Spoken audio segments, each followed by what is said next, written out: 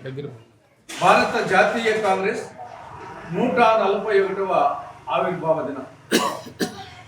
141 సంవత్సరాల క్రితం సరిగ్గా ఇదే రోజు అంటే 1885 డిసెంబర్ 28వ తారీఖున బొంబాయిలో 72 మంది ప్రతినిధుల సమక్షంలో ఏవో హ్యూమ్ కన్వీనర్గా, ఉమేష్ చంద్ర బెనర్జీ తొలి అధ్యక్షుడిగా కాంగ్రెస్ పార్టీ ఆవిర్భవించింది.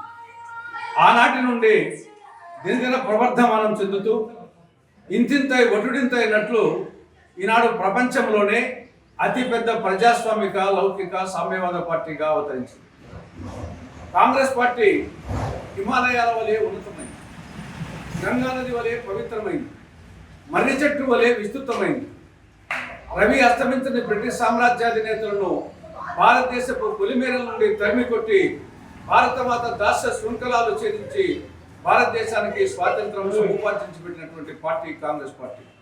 స్వాతంత్ర అనంతరం నవభారత నిర్మాణంలో ప్రముఖ పాత్ర వహించిన పార్టీ కాంగ్రెస్ పార్టీ. జాతిపిత మహాత్ముడు, శాంతిదూత జవహర్లాల్ నెహ్రూ, విప్లవ నేత నేతాజీ సుభాష్ చంద్రబోస్, ఉక్కు మనిషి సర్దార్ వల్లభాయ్ పటేల్, ఉక్కు మహిళ ఇందిరమ్మ, రైతు బిడ్డ నీలం సంజీవరెడ్డి, త్యాగశీలి సోనియమ్మ లాంటి ప్రపంచ నాయకులు నాయకత్వం వహించిన పార్టీ కాంగ్రెస్ పార్టీ. ఇది దేశభక్తుల పార్టీ, త్యాగశీలుల పార్టీ. దేశ సమైక్యత, సమగ్రత, సార్వభౌమత్వం కోసం మహాత్మా గాంధీ, ఇందిరాగాంధీ, రాజీవ్ గాంధీ తమ ఆత్మ బలిదానం చేసినటువంటి పార్టీ కాంగ్రెస్ పార్టీ. ఈ దేశానికి స్వాతంత్రం వచ్చే నాటికి తినేదానికి తిండి లేక, కట్టేదానికి బట్ట లేక, ఉండేదానికి చోటు లేక, త్రాగేదానికి నీరు లేక, చదువుకునేదానికి స్కూలు లేక, రోగాలు వచ్చే ఆసుపత్రులు లేక దారిద్ర్యంతో కొట్టుమట్టాడుతూ ఉండేది ఈ దేశం. అటువంటి పరిస్థితుల్లో కాంగ్రెస్ పార్టీ అగ్రనాయకుల యొక్క దూరదృష్టి వలన, రాజనీతిజ్ఞత వలన, దార్శనికతతో ఈనాడు ప్రపంచ అగ్రదేశాల సరసన ఈనాడు భారతదేశం ఉంది అంటే దానికి కారణం కాంగ్రెస్ పార్టీ నాయకులు.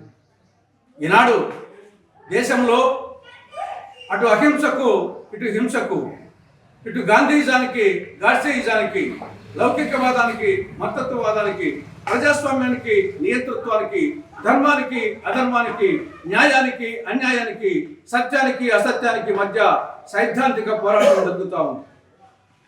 ఇది ఏ స్థాయికి పోయిందంటే చివరికి మోడీ ప్రభుత్వం జాతిపిత మహాత్మా గాంధీ పేరును కూడా ఈ దేశంలో వినిపించకూడదు, కనిపించకూడదు అనే స్థాయికి పోయింది.